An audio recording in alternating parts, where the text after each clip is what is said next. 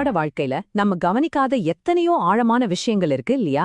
வாங்க, அதுல ஒரு சின்ன கதை மூலமா இப்ப நம்ம புரிஞ்சுக்க முயற்சி பண்ணலாம்.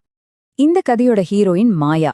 மாயாவ பாத்தீங்கன்னா உங்க பக்கத்து வீட்ல இருக்கிறவங்க மாதிரியோ, உங்க நண்பர் மாதிரியோ, ஏன் ஒருவேளை உங்களையே பாக்குற மாதிரி கூட இருக்கலாம். அவங்கள மாதிரி ஆளுங்க தான் எந்த ஆர்ப்பாட்டமும் இல்லாம தங்களை சுத்தி இருக்கிற உலகத்தையே தாங்கி பிடிக்கிறாங்க. சரி, வாங்க மாயாவோட வாழ்க்கையில ஒரு வாரத்தை மட்டும் கொஞ்சம் எட்டி பார்க்கலாம்.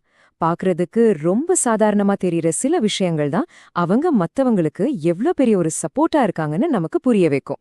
முதல்ல இத பாருங்க, ஒரு சின்ன கருணை செயல். பக்கத்து வீட்ல கொஞ்ச நாளைக்கு முன்னாடி கணவரை இழந்த ஒருத்தர் ரொம்பவே தனியா சிரமப்படுறாங்க. மாயா என்ன பண்றாங்கன்னா, அவங்களுக்கு தேவையான மளிகை பொருட்களை வாங்கி கொடுத்து ஹெல்ப் பண்றாங்க. இது பார்க்க சின்ன உதவி மாதிரி தெரியலாம், ஆனா அந்த நேரத்துல அது எவ்ளோ பெரிய ஆறுதல் இல்லையா? அடுத்து அவங்க ஏரியால இருக்கிற ஒரு யங் ஆர்டிஸ்ட், பயங்கர திறமைசாலி. ஆனா ஒரு ப்ராஜெக்ட் பண்றதுக்கு ஃபண்ட்ஸ் ரெடி பண்ற ரொம்ப கஷ்டப்படுறாரு. மாயா அவருக்கு தன்னால முடிஞ்ச சப்போர்ட்ட கொடுக்கறாங்க. சிம்பிளா சொல்லணும்னா ஒரு கலைஞனோட கனவுக்கு உயிர் கொடுக்கறாங்க. அவங்களோட கவனம் இப்ப நடக்கிற விஷயங்கள்ல மட்டும் இல்ல.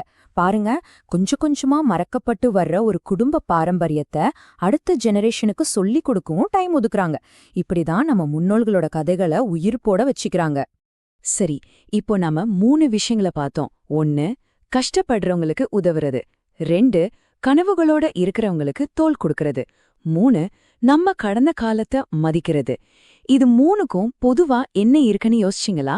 பார்க்க சிம்பிளா இருக்கிற இந்த செயல்களுக்கு பின்னாடி ரொம்ப ஆழமான பழமையான ஒரு கருத்து இருக்கு. அது என்னன்னு பார்க்கலாமா?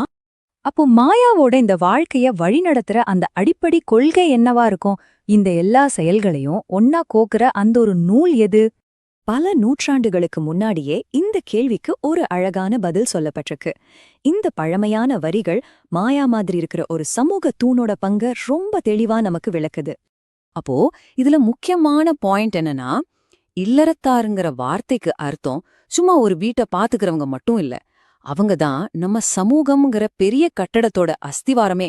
அவங்க இருக்கிறதால தான் கலைஞர்கள், கஷ்டப்படுறவங்க, ஏன் நம்மளோட பாரம்பரியம் கூட செழிப்பா வளர முடியுது. ஓகே, இது ஏதோ பழங்காலத்து கருத்துனோ இல்ல இது மாயாவோட கதை மட்டும்தானோ நினைச்சுக்காதீங்க. இது இப்போ இந்த நிமிஷத்துல நம்ம ஒவ்வொருத்தரோட வாழ்க்கையோடையும் எப்படி கனெக்ட் ஆகுதுன்னு பார்க்கலாம் வாங்க. அந்த பழமையான ஞானத்தை நம்ம இன்னிய வாழ்க்கைக்கான 3 முக்கியமான தூண்களா பார்க்கலாம். மாயா செஞ்ச அதே விஷயங்கள் தான். 1, தேவையில இருக்கிறவங்கள கை தூக்கி விடுறது. 2, பெரிய கனவுகளோட இருக்கிறவங்களுக்கு சப்போர்ட்டா நிக்கிறது. 3, நம்மளோட கடந்த காலத்தையும் மரபுகளையும் மதிக்கிறது. இதுல நாம புரிஞ்சுக்க வேண்டிய மிக முக்கியமான விஷயம் என்ன தெரியுமா? இந்த மாதிரி ஒரு தூணா இருக்கிறதுங்கிறது யாருக்கோ ஒதுக்கப்பட்ட ஒரு பெரிய ரோல் கிடையாது. இது நாம ஒவ்வொரு நாளும் எடுக்கிற ஒரு சின்ன சாய்ஸ். ஆமா, நீங்க யார வேணா இருக்கலாம், என்ன வேலை வேணா செய்யலாம். ஆனா உங்களை சுத்தி இருக்கிற சமூகத்தோட அஸ்திவாரமா இருக்கிற சக்தி உங்க ஒவ்வொருத்தருக்குள்ளயும் இருக்கு. சரி, இது முடிக்கிறதுக்கு முன்னாடி ஒரே ஒரு நிமிஷம் யோசிச்சு பாருங்களேன். உங்க உலகத்துல நீங்க யாருக்கெல்லாம் ஆதரவா இருக்கீங்க? அது சின்ன உதவியா இருக்கலாம், பெரிய உதவியா இருக்கலாம். ஆனா நீங்க யாருக்கு தூணா இருக்கீங்க?